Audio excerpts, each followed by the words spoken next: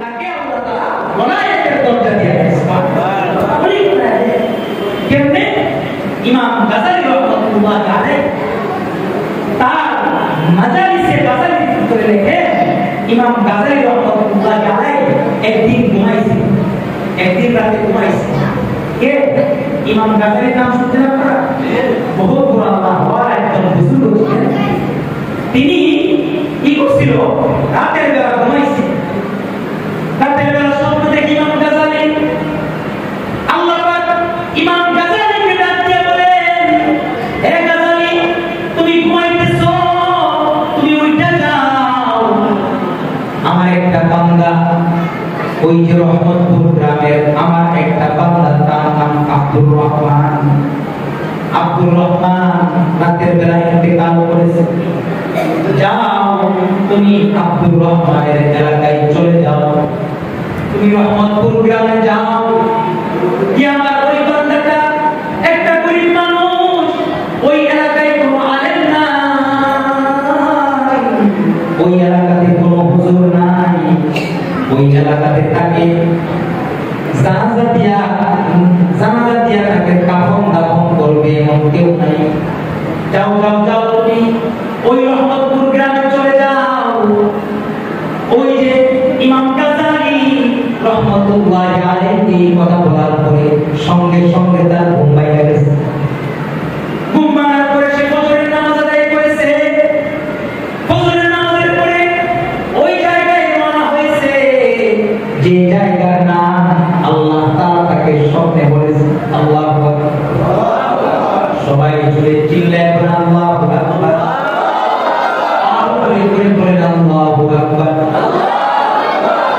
আল্লাহ পাক ঘরের ভিতরে ইমাম গাযালিকে স্বপ্নে দেখাইলেন, হে গাযালি, তুমি যাও, রহমতপুর গ্রামে চলে যাও। ওই রহমতপুর গ্রামে আমার একটা বান্দা মারা গেছে। ওই এলাকায় হুজুর নাই, ইমাম নাই, আলেম নাই। তুমি তার কাফন পরাইবা, দাফন দিবা, তুমি তার জানাজা পড়াইয়া তার কাফন দাফন করবা। সুবহানাল্লাহ। আল্লাহ তাআলা এই বান্দার কথা একজন বুজুর্গ কি বলতেছে, কি জানাজা পড়াইতে তাকে ধোয়া কাফন পরাইয়া দাফন। সুবহানাল্লাহ। ইমাম গাযালি রাহমাতুল্লাহ আলাইহি, ইমাম গাযালি রাহমাতুল্লাহ আলাইহি আল্লাহ পাকের হুকুমে রহমতপুর এলাকায় চলে যায়। রহমতপুর এলাকায় গিয়ে যখন ঢুকছে তখন মানুষকে জিজ্ঞাসা করে, এই ভাই, আব্দুর রহমান নামে এমন কোন মানুষ কি তোমাদের গ্রামে আছে? রহমতপুর এলাকার মানুষ বলে, না, আমরা চিনি না। খুঁজতে খুঁজতে এক পর্যায়ে গ্রামের শেষ মাথায় গিয়া জিজ্ঞাসা, ভাই, আব্দুর রহমান নামে কি কাউকে তোমরা চিনো নাকি, যে আজকে রাতে মারা গেছে? বলে, হ্যাঁ, ওই যে পাহাড়ের শেষ মাথায়, পাহাড়ের কাছাকাছি আব্দুর রহমান কাঠুরিয়ার ভাই। তাই কি সে আজকে মারা গেছে নাকি? বলে, হ্যাঁ, সে আজকে মারা গেছে। তাইলে ওই আব্দুর রহমানকে আমি খুঁজতেছি, আমি যাই, আব্দুর রহমানের জানাজা পড়াতে হবে। আব্দুর রহমান একজন সাধারণ কাঠুরিয়া, কাঠ কাইটা জীবিকা নির্বাহ করত। ইমাম গাযালি রাহমাতুল্লাহ আলাইহি খুঁজতে খুঁজতে ওই কাঠুরিয়া ইমাম গাযালি চলে গেছেন আব্দুর রহমানের বাড়িতে। কাঠুরিয়ার বাড়িতে চলে যান। কাঠুরিয়ার বাড়িতে গিয়া কাঠুরিয়ার সন্তানদেরকে ডাক দিয়া বলে, এই সন্তানেরা, তোদের বাবার নাম কি আব্দুর রহমান? বলে, হ্যাঁ। তাই বাহির কর, তোর বাবা তো আজকে রাতে মারা গেছে, তাকে বাহির কর, তাকে আমি গোসল করাবো, তাকে আমি দাফন করবো, তাকে আমি জানাজা পড়ায়া কবরে রাখবো। সুবহানাল্লাহ। আর করে বলেন সুবহানাল্লাহ। এই কথা বলার পরে কাঠুরিয়া আব্দুর রহমানের ছেলেরা তার বাবাকে ইমাম গাযালির সামনে রাখলেন। ইমাম গাযালি রাহমাতুল্লাহ আলাইহি তার লাশটাকে ধুয়াইলেন।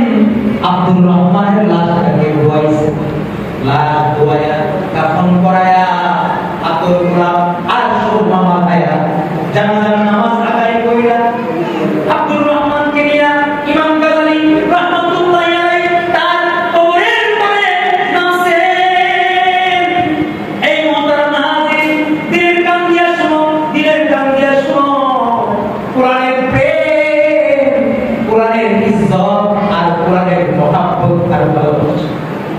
আল্লাহ পাকের দেয়া এই কোরআনকে যদি কোনো বান্দা মহব্বত করে রে ভাই, কোনো বান্দা যদি এই কোরআনকে ভালোবাসে, আমি যদি আমার দায়িত্বের খেলাফ কোন কাজ করি, আল্লাহর নাফরমানি যদি আমার গায়ে জোর করি, এটাও আল্লাহর সামনে হিসাব দিতে হবে।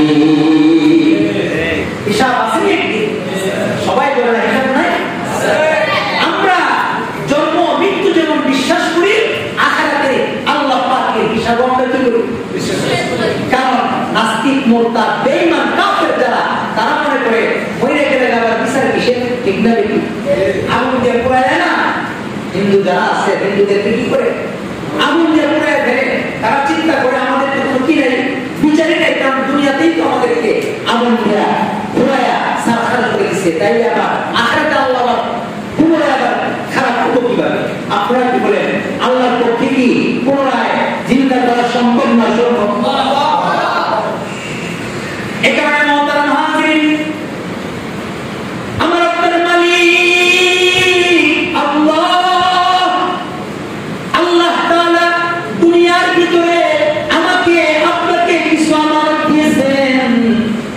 ওইগুলি আমাদেরকে হেফাজত করতে হবে, ঠিক না? এগুলি তো আল্লাহ পাকের দেয়া আমানত, এর চাইতে বড় একটা আমানত আল্লাহ নবী আল্লাহ পাক রব্বুল আলামিন বলেন। আমি আপনাদের সামনে আয়াতে কারিমা তেলাওয়াত করেছি। আল্লাহ পাক বলেন, ইন্না আরাদনাল আমানাতা আলাস সামাওয়াতি ওয়াল আরদি ওয়াল জিবালি ফাআবাইনা আন ইয়াহমিলনাহা ওয়া আশফাকনা মিনহা ওয়া হামালাহাল ইনসান ইন্নাহু কানা যালুমান জাহুলা।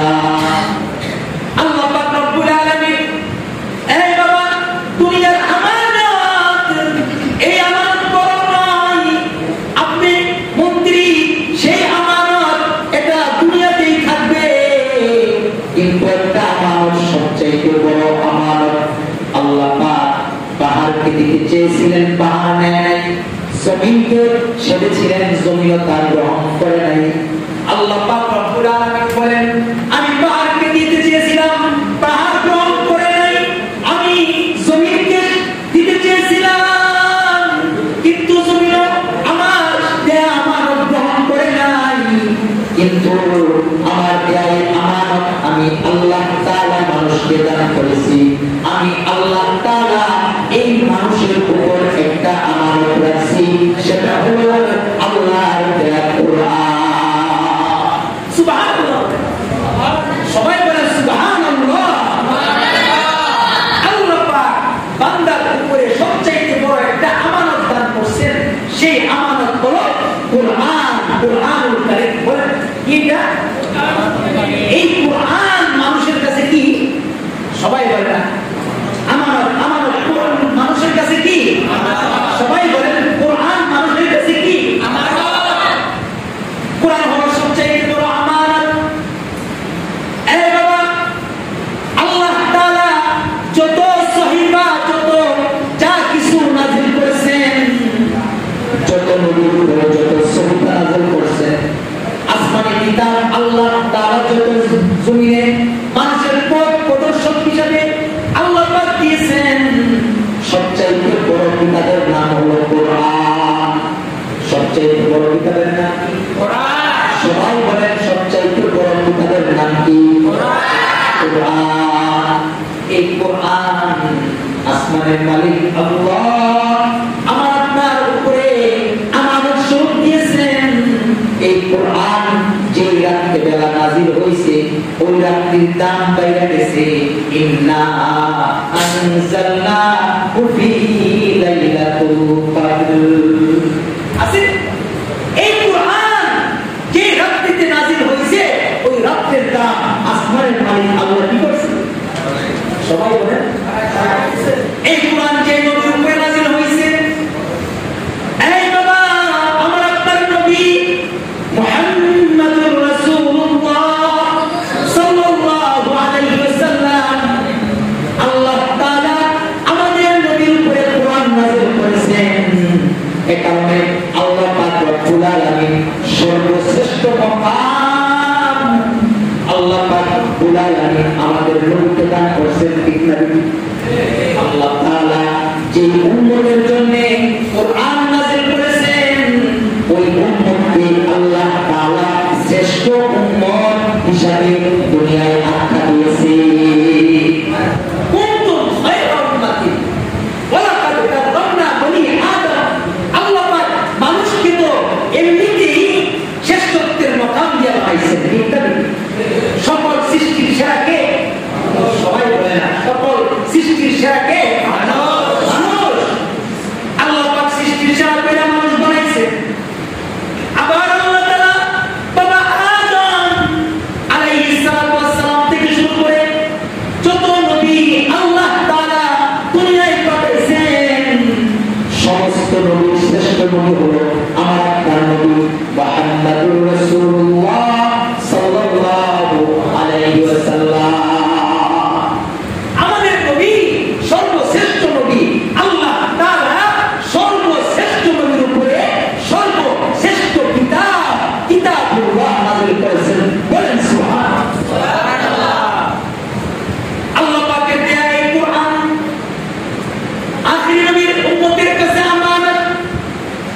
এই বাবা কোরআন কোরআন কত মানুষকে তুমি মহব্বত করলা, তোমার বিবিকে তুমি মহব্বত করলা, সন্তানকে তুমি মহব্বত করলা, তুমি কত মানুষকে তুমি মহব্বত করলা, তুমি কোরআনকে তুমি মহব্বত করলা না? না না, এই কোরআন হাসরের ময়দানে তোমাকে শাফাআত করবে আল্লাহ। কোরআন মানুষকে সুপারিশ করে করে আল্লাহ জান্নাত পর্যন্ত পৌঁছাবে। কোরআন মানুষকে শাফাআত করে করে আল্লাহ তাআলার জান্নাত পর্যন্ত পৌঁছাবে। মুহতারাম হাজিরিন, এই কোরআনকে হেফাজত করা এটা হলো আমাদের ঈমান। বলেন এটা একটা আমাদের কাছে কি আমানত? আমানত। এই আমানতের হেফাজত করা কি ঈমান? সবাই বলে না আমানতের হেফাজত করা কি ঈমান? ঈমান। কোরআন আল্লাহ পাকের সবচেয়ে বড় কালাম। আল্লাহ পাক রব্বুল আলামিন বলেন, আল্লাহ পাক রব্বুল আলামিন বলেন উতলু মা উহিয়া ইলাইকা মিনাল কিতাব। আল্লাহ নবীকে ডাক দিয়া বলেন হে গো আমার নবী উতলু মা উহিয়া ইলাইকা মিনাল কিতাব। হে আল্লাহ নবী আমার দেয়া নাযিলকৃত কোরআন আপনি বেশি বেশি করে পড়ুন। সুবহানাল্লাহ। আল্লাহ পাক বলেছেন কোরআন বেশি বেশি করে পড়ো। এই বাবা কত বড় পত্রিকা ইত্তেফাক, ইনকিলাব, ফেসবুকের খবর আর কত কথা দোকানে চা স্টলে পয়সা পয়সা নিয়ে সময় নষ্ট করি, কিন্তু সারাদিন যায় রাত দিন চলে যায়, সকালবেলা ফজরের পরে একটু কোরআনের তেলাওয়াত করার সুযোগ আমি আপনি পাই না। ঠিক না বেটি?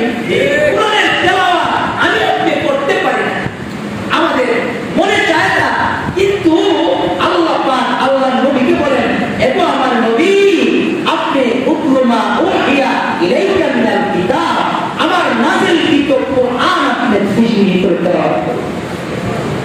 তেলাওয়াত করলে কি হবে? তেলাওয়াত করলে কি হবে? এই বাবা তেলাওয়াত করলে আপনার ঈমান বৃদ্ধি পাবে। সুবহানাল্লাহ। কোরআনে কারীমের তেলাওয়াত যারা শুনে তাদের ঈমান বৃদ্ধি পায়। ইন্নামাল মুমিনুনা আল্লাযীনা ইযা যুকিরাল্লাহু ওয়াজিলাত কুলুবুহুম ওয়া ইযা তুলিয়াত আলাইহিম আয়াতুহু যাদাতুহুম ঈমানা ওয়া আলা রাব্বিহিম ইয়াতাওয়াক্কালুন। কোরআনে কারীমের তেলাওয়াত মুমিনের দিকে যখন যায়, কোরআনে কারীমের তেলাওয়াত শুনা কাফের পর্যন্ত মুসলমান হয়ে যায়। আল্লাহু আকবার।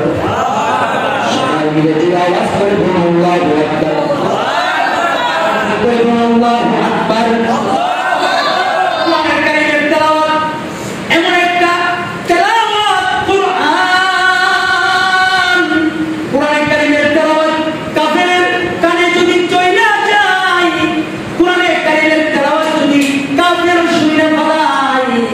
ওই কাফের দিল নরম হয়ে যায়, ওই কাফের কালেমা পড়া মুসলমান হয়ে যায়। কাফের কালেমা পড়া মুসলমান হয়ে যায়। এই কারণেই তো মক্কার কাফেররা বড় বড় লিডাররা বলতো, এই মুহাম্মদের কাছে যাইস না, গেলেই কিন্তু ফান্দে পড়ে যাবে। সুবহানাল্লাহ। কারণ মুহাম্মদের কাছে যখন যাবে তখন সে কোরআনের তেলাওয়াত শুনবে, আর যদি কোরআনের তেলাওয়াত শুনি না পালাই তার ভিতরে ঈমান জায়গা হবে না। সবাই বলেন ঠিক না? হযরত ওমর গরম ওমর ইসলাম কবুল করার আগে দিয়ে কেমন ছিল? হযরত ওমর ইসলাম কবুলের আগে আল্লাহর নবী সাল্লাল্লাহু আলাইহি নবীর মাথা গর্দান কাটার জন্য প্রস্তুতি হয়ে যায়। কিন্তু যখন আল্লাহর নবীর কাছে যায়, আল্লাহর নবী যে রুমে আছে ওই রুমে যখন যায়, তখন গিয়ে যখন ওই কোরআনের ওই তেলাওয়াত করি তার কানে আসে, হযরত ওমরের সেই ফলক জিন্দা হয়ে যায়। হযরত ওমর ডাক দিয়ে বলেন, এ বন্ধু করোনা কি যারা করতেছিল, সাহাবায়ে কেরাম কি যারা তোমাদেরকে পড়াইতেছিল তা তোমরা করোনা।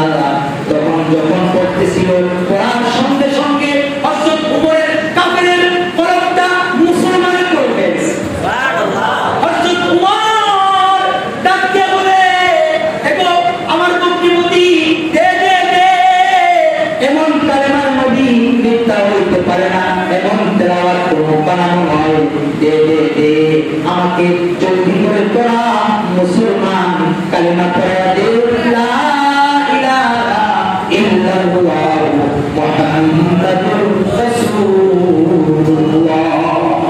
মোহতারাম, এই কালেমা এই কোরআন যখন মানুষে শুনে তখন মানুষের দিল জিন্দা হয়ে যায়। কি জিন্দা হয়ে যায়?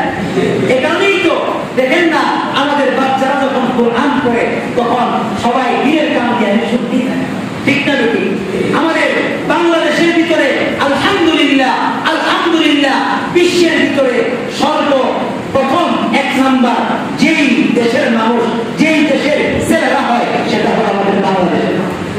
বাংলাদেশের আলহামদুলিল্লাহ এখন ছোট ছোট বাচ্চারা পর্যন্ত হাফেজ হয়ে যায়।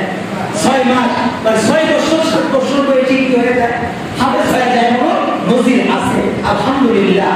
এই যে কোরআন, এই কোরআন আল্লাহর দেয়া আমানত। এই কোরআন কার দেয়া আমানত? আল্লাহ। কোরআনকে শেষ করার জন্য কাফেররা অনেক অনেক অনেক ষড়যন্ত্র করেছে, কিন্তু কোরআনের হেফাজতকারী কে? আল্লাহ। সবাই বলেন কোরআনের হেফাজতকারী কে? আল্লাহ। আমাদের মালিক কে? আর যদি করবেন আমাদের মালিক কে? আমাদের মালিক আল্লাহ। এই কোরআন হেফাজত করবেন। আমি আপনি যদি নাও পড়ি তবুও আল্লাহ তাআলা এই কোরআন আল্লাহর বান্দাদেরকে কি করবেন? হেফাজত করবেন। মোহতারাম, বলতেছিলাম এই কোরআনটা আল্লাহর দেয়া আমানত আমাদের কাছে। কার কাছে? আমাদের কাছে। আল্লাহ তাআলা আমাদেরকে শ্রেষ্ঠ মাখলুক বানাইছে। এই বাবা, এই কোরআন যেই রাত্রিতে নাযিল হয়েছে ওই রাত্রি সর্বশ্রেষ্ঠ রাত্রি, লাইলাতুল কদর।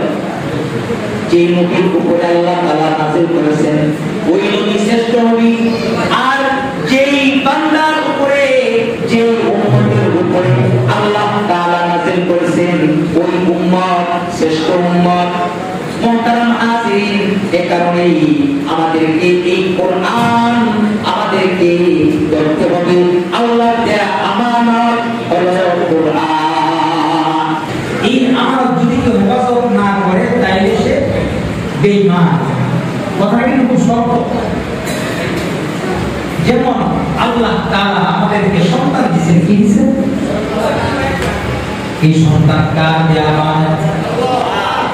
আমার ছেলে মেয়ে কার দেয়া আমানত? আমার বিবি কার দেয়া আমানত? আল্লাহ পাকের দেয়া আমানত। এইগুলি যদিও বাস্তব দেখা যায় আমার, আসলে এগুলোর আসল মালিক কে? আল্লাহ। সবাই যদি বলুন কে? আল্লাহ পাক রব্বুল আলামিন বলেন, হে আমার ইমানদার বান্দা বান্দীরা,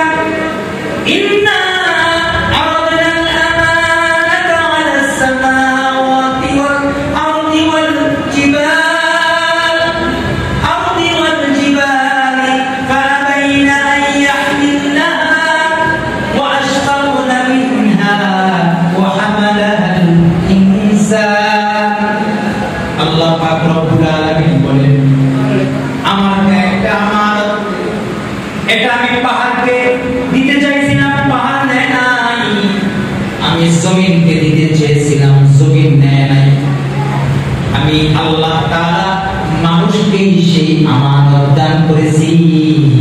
ওই আমানত মানুষ হেফাজত করা হলো ঈমান।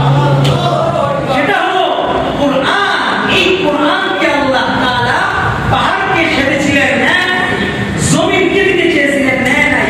এটাকে দিছে কাকে? আমাদেরকে, মানুষকে বলেন কাকে? মানুষের কাছে আল্লাহ তাআলা একটা কোরআন, আল্লাহ পাকের দেয়া কোরআন দিয়েছেন। কোরআনের শান, এই কোরআন যে পড়বে সে যেন মহান আল্লাহর সাথে কথা বলবে। আল্লাহু আকবার। তুমসে কোই হামদম কোই দম সাজ নেহি হে, বাতি তু হে হরদম মगर आवाज नहीं है। तुमसे कोई हमदम कोई गम साज नहीं है, बाती तू है हरदम मगर आवाज नहीं है। कुरान যদি কেউ পড়ে তা আল্লাহর সাথে কথা বলে দেন। সুবহানাল্লাহ। এখানে আল্লাহর নবী বলেন as-salatu mi'rajul mu'minin। মুমিনের নামাজ এটা হলো আল্লাহর সাথে মেরাজ। আল্লাহু আকবার। মুমিন যে নামাজে দাঁড়ায় যায়, নামাজে দাঁড়ায় যে কোরআন শরীফের তেলাওয়াত করে, এটা আল্লাহর সাথে মেরাজ করে। এখানে এই কোরআন আল্লাহ পাকের দেয়া আমানত। আমার উপরে সবচেয়ে বড় আমানত কোরআন। আল্লাহ পাক রব্বুল আলামিন কোরআন আমাদেরকে আমানত দিয়েছেন। আল্লাহর নবী সাল্লাল্লাহু আলাইহি নবী, আমার নবী হাবিবে কিবরিয়া মুহাম্মাদুর রাসূলুল্লাহ সাল্লাল্লাহু আলাইহি ওয়াসাল্লাম। ওই যে বিদায় হতে বাসরের সময় আল্লাহ পাক দুইটা জিনিস আমানত দিয়ে গেছেন। কয়টা? দুইটা। আর সবাই জুড়ে জুড়ে বলেন কয়টা? দুইটা।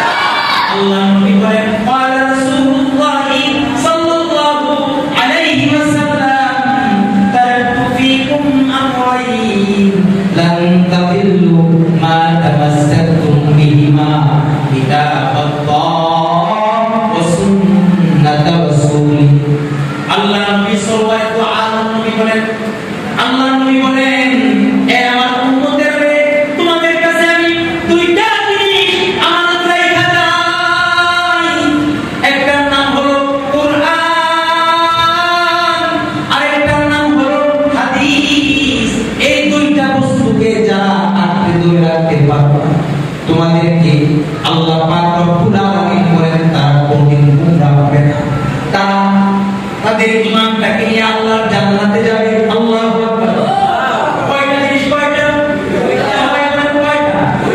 একটা হলো কোরআন, আরেকটা হলো নবীর সুন্নাহ।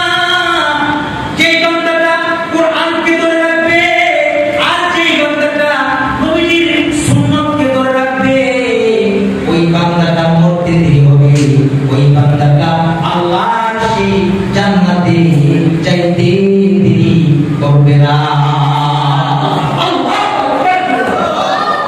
দুইটা জিনিস, একটার নাম হলো কোরআন, আরেকটার নাম হলো হাদিস সুন্নাহ। মহতারাম হাজিরিন, এই কোরআনের সবচাইতে বড় হক হলো চারটা। কোরআনের হক কয়টা? চারটা। সবাই বলেন কয়টা? চারটা। এক নাম্বার কোরআনের হক হলো কোরআনকে ইজ্জত করা। সুবহানাল্লাহ। এই কথাটা, এই চারটা কথা শেখা যায়। এক নাম্বার কি? কোরআনকে ইজ্জত করা। আজকে আমাদের ঘরের ভিতরে টিভির ইজ্জত আছে, আমাদের যার যার ব্যক্তিগত মোবাইলের ইজ্জত আছে, ঠিক না? মোবাইলটাকে 10 বার ধরলে 10 বার শরীরের ভিতরে ডলা দিই। ময়লা থাকলে তাড়াতাড়ি টিস্যু দিয়ে মুছি। দরকার হয় মোবাইলের দোকানে যাই, গিয়া ওই যে মোবাইলের দোকানের যে ভিজা ছোট স্ক্রিনটাকে ক্লিয়ার করি, ঠিক না? মোবাইলের যত্ন আছে, ঘরের ভিতরে টিভির যত্ন আছে, এই ভাই আরো যত বন্ধু বান্ধবের যত্ন আছে, কিন্তু আল্লাহ দেয়া আমানত কোরআনের ইজ্জত আমাদের ভিতরে নাই।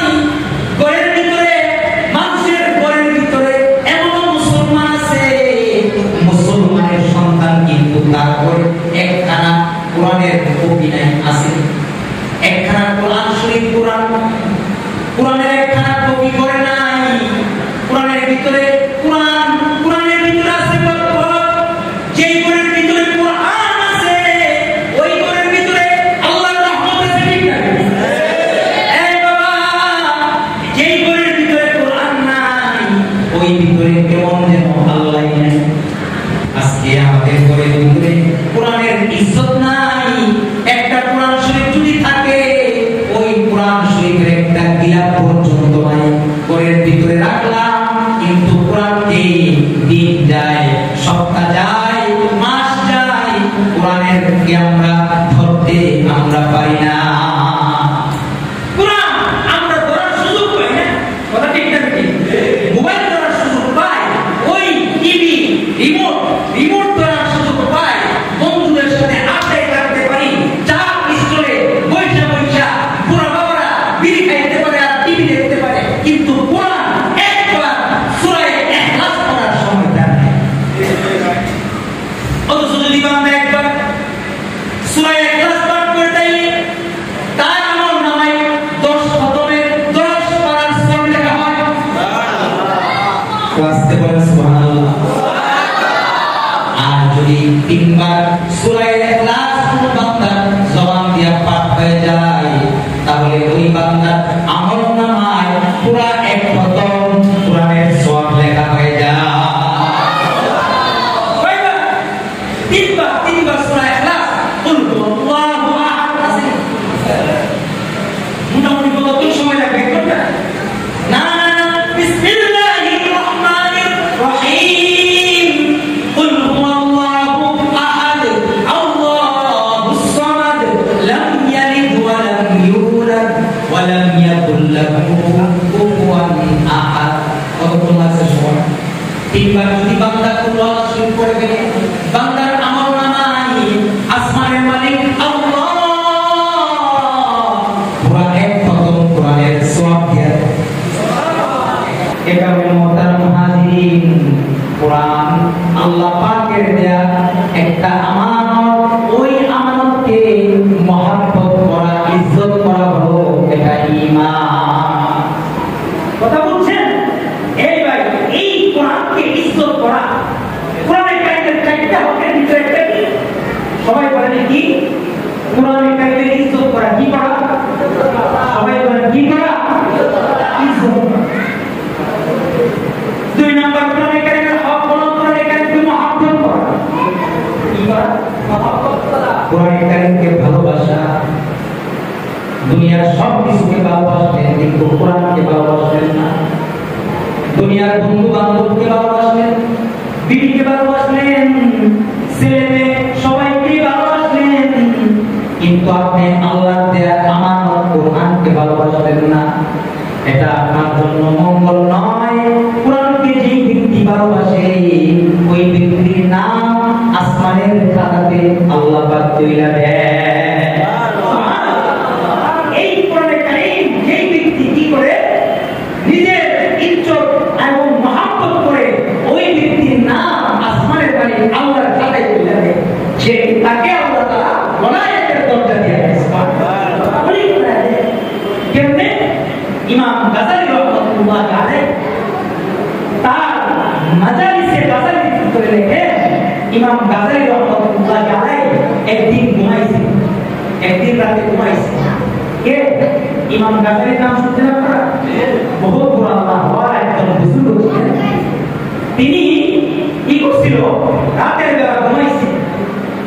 রাতের বেলা স্বপ্ন দেখে ইমাম গাযালি, আল্লাহ পাক ইমাম গাযালিকে ডাক দিয়ে বলেন, হে গাযালি, তুমি ঘুমাইতেছো, তুমি উঠে যাও, আমার একটা বান্দা বান্দা ওই যে রহমতপুর গ্রামের আমার একটা বান্দা, তার নাম আব্দুর রহমান। আব্দুর রহমান রাতের বেলা ইন্তেকাল করেছে। যাও তুমি আব্দুর রহমানের এলাকায় চলে যাও, তুমি রহমতপুর গ্রামে যাও। কি আমার ওই বান্দাটা একটা গরিব মানুষ, ওই এলাকায় কোনো আলেম নাই, ওই এলাকাতে কোনো হুজুর নাই, ওই এলাকাতে তাকে জানাজা দিয়া তাকে কাফন দাফন করবে এমন কেউ নাই। যাও যাও যাও তুমি ওই রহমতপুর গ্রামে চলে যাও। ওই যে ইমাম গাজ্জালী রহমাতুল্লাহি আলাইহি কথা বলার পরে সঙ্গে সঙ্গে তার ঘুম ভাঙে গেছে। ঘুম ভাঙার পরে সে ফজরের নামাজ আদায় করেছে। ফজরের নামাজের পরে ওই জায়গায় রওনা হয়েছে, যে জায়গার নাম আল্লাহ তাআলা তাকে স্বপ্নে বলেছে। আল্লাহু আকবার, সবাই জুড়ে চিল্লায় বলেন আল্লাহু আকবার, আর করে বলেন আল্লাহু আকবার। আল্লাহ পাক ঘুমের ভিতরে ইমাম গাজ্জালীকে স্বপ্নে দেখাইলেন, হে গাজ্জালী তুমি যাও রহমতপুর গ্রামে চলে যাও। ওই রহমতপুর গ্রামে আমার একটা বান্দা মারা গেছে। ওই এলাকায় হুজুর নাই, ইমাম নাই, আলেম নাই, তুমি তার কাফন করাইবা, দাফন দিবা, তুমি তার জানাজা পড়াইয়া তার কাফন দাফন করবা। সুবহানাল্লাহ, রাস্তে বের হবে। আল্লাহ তাআলা এক বান্দার কথা একজন বুজুর্গকে বলতেছে গিয়া জানাজা পড়াইতে, তাকে ধোয়া কাফন পড়াইয়া দাফন। সুবহানাল্লাহ। ইমাম গাজ্জালী রহমাতুল্লাহি আলাইহি, ইমাম গাজ্জালী রহমাতুল্লাহি আলাইহি আল্লাহ পাকের হুকুমে রহমতপুর এলাকায় চলে যায়।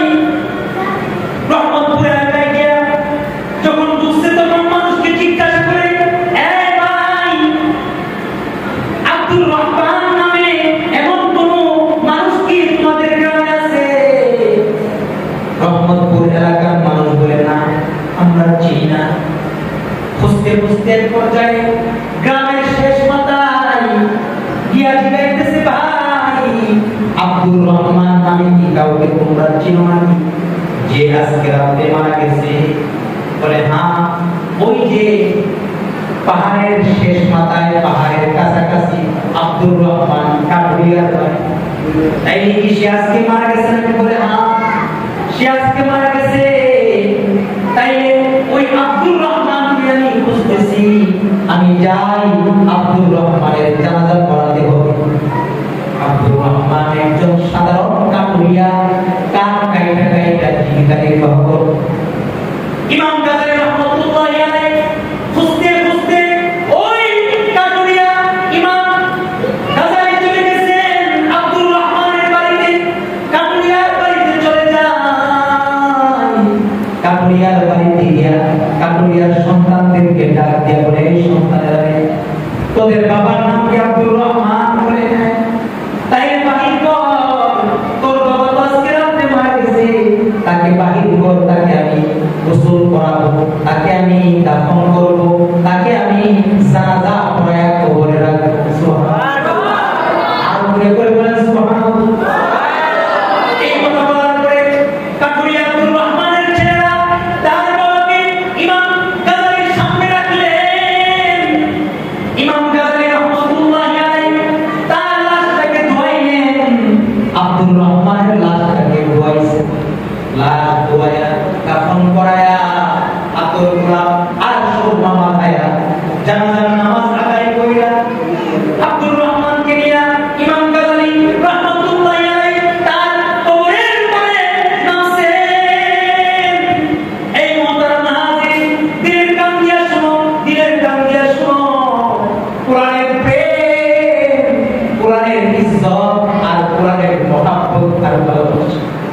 আল্লাহ পাকের দেয়া এই কোরআনকে যদি কোন বান্দা মহব্বত করে, রে ভাই, কোন বান্দা যদি এই কোরআনকে ভালোবাসতে পারে, তার অবস্থা এমন হয়ে যায়, তার নামটা আসমানের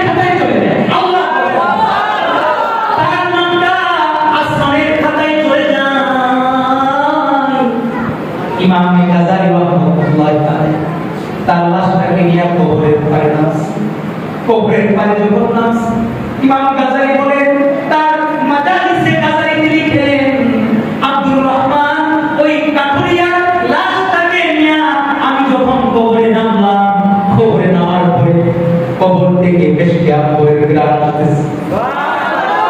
সবাই জোরে জোরে বলেন সুবহানাল্লাহ, আর জোরে জোরে বলেন সুবহানাল্লাহ।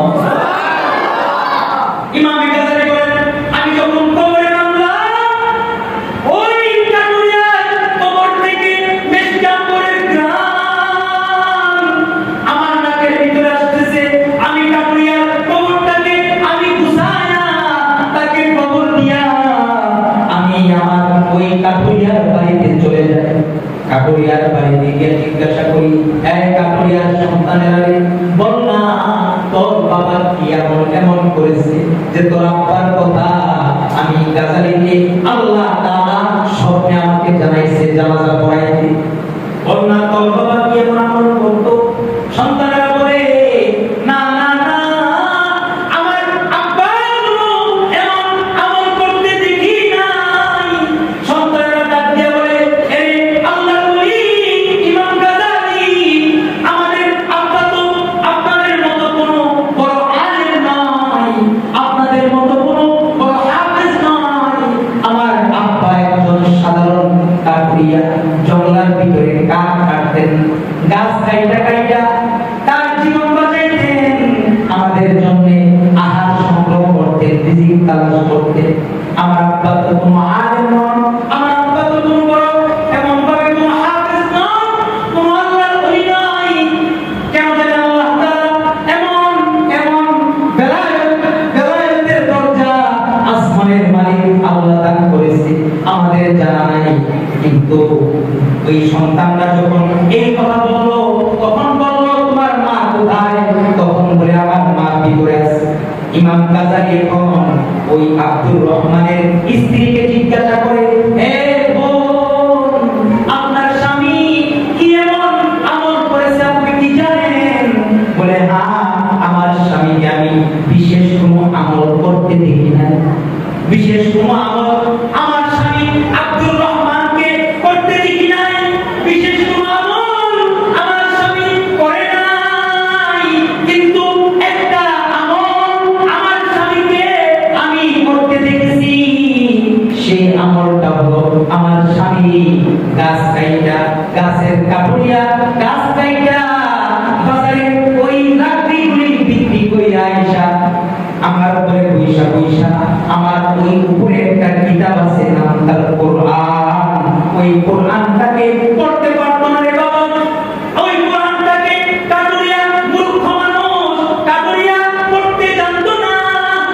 ওই আব্দুর রহমানের স্ত্রী ইমাম গাজালিকে ডাক দিয়ে বলে, হে গাজালি, আমার স্বামী পড়তে পারতো না, কিন্তু আমার স্বামী কোরআনটাকে নিয়ে চোখ দিয়া পানি পালাইছে, চোখ দিয়া পানি পালাইতো আর কোরআনের লাইনে লাইনে আঙ্গুল দিয়ে দিয়া হাত ঘুরাইতো আর কাঁদতো, আল্লাহকে বলতো, আল্লাহ ও আমার মালিক, আল্লাহ আমি কোরআন পড়তে পারি না, আল্লাহ আল্লাহ, কিন্তু আমি তোমার কোরআনকে ইজ্জত করি।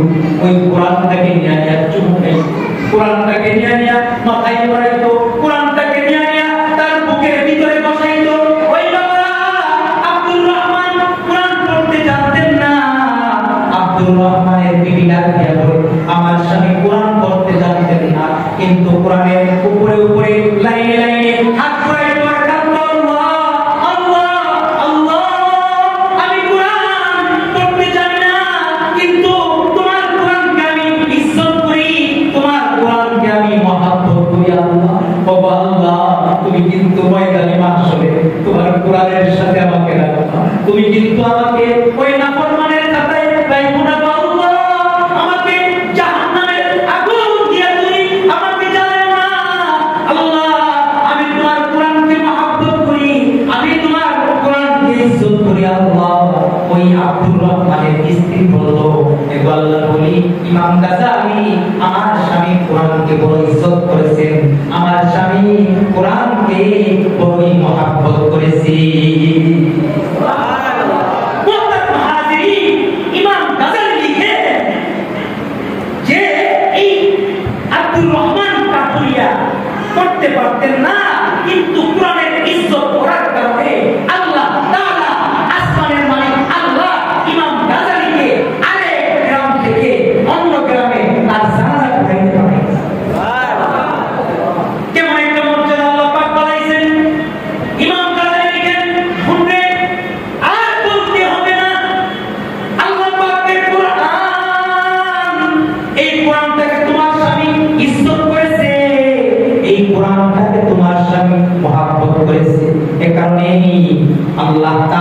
তোমার স্বামীকে এমন বেলায় দান করেছে যে আল্লাহ তাআলা নিজে ডাইকা আমাকে তোমার স্বামীর জানাজা পড়াইতে বলেছে।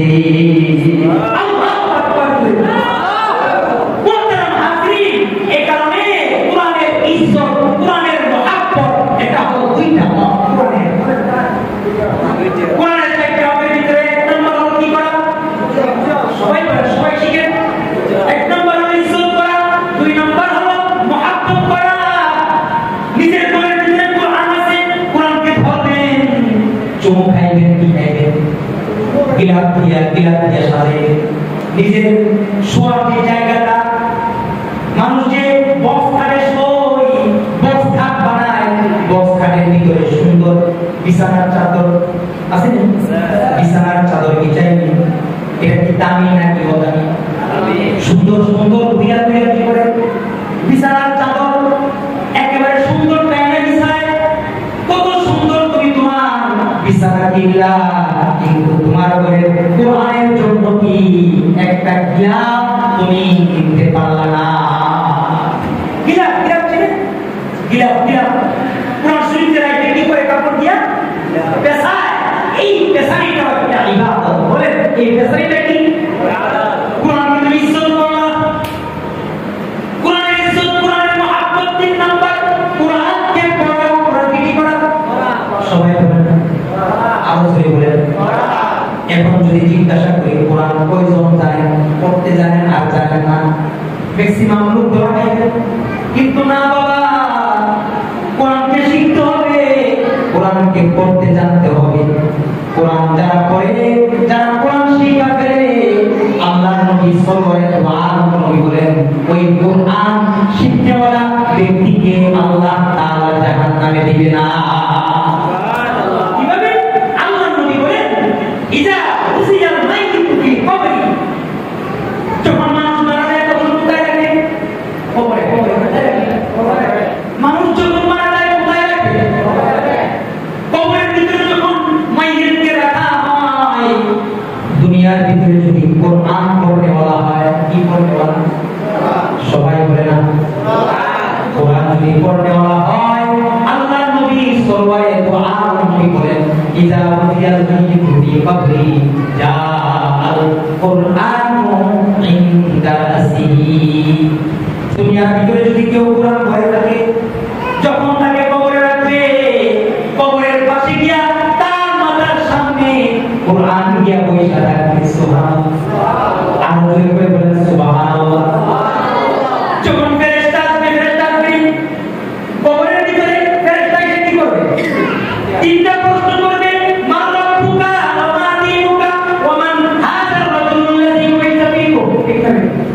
কবরের ভিতরে আসবে, মাইয়িতকে যখন কবরের ভিতরে রাখবে, কবরে রাখার পরে কোরআন যখন তার মাথার পাশে থাকবে, ফেরেশতা যখন প্রশ্ন করতে আসবে, কোরআন ডাকতে বলবে, হে ফেরেশতা, থামো থামো থামো, আল্লাহ পাকের এই গোলাম দুনিয়ার ভিতরে কোরআন পড়েছে, আজকে তাকে ডিস্টার্ব দিও না, তার প্রশ্নের জবাব বলি আগে কোরআন দিয়া দিই।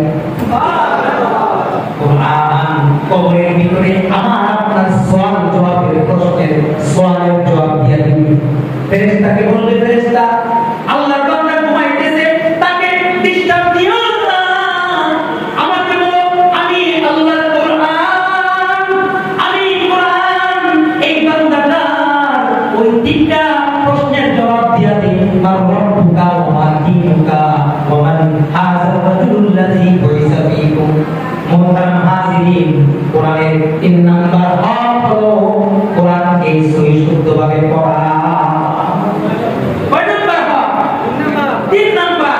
4 নাম্বার হক হলো কোরআনের কারিমের সাথে সর্বদা কোরআনের কারিমকে হেফাজতের জিম্মাদারি। এই ভাই, কোরআনকে একটা আপনাকে কসম করব, কথা বলেন না, আসতে বলেন। কোরআন এই হুকুমটা ছাড়া রাখা কসম করব। কোরআন আল্লাহ পাক কার উপর দিয়েছে? আমাদের উপর, মুসলমানের উপর। আল্লাহ পাক বলেন, ইন্না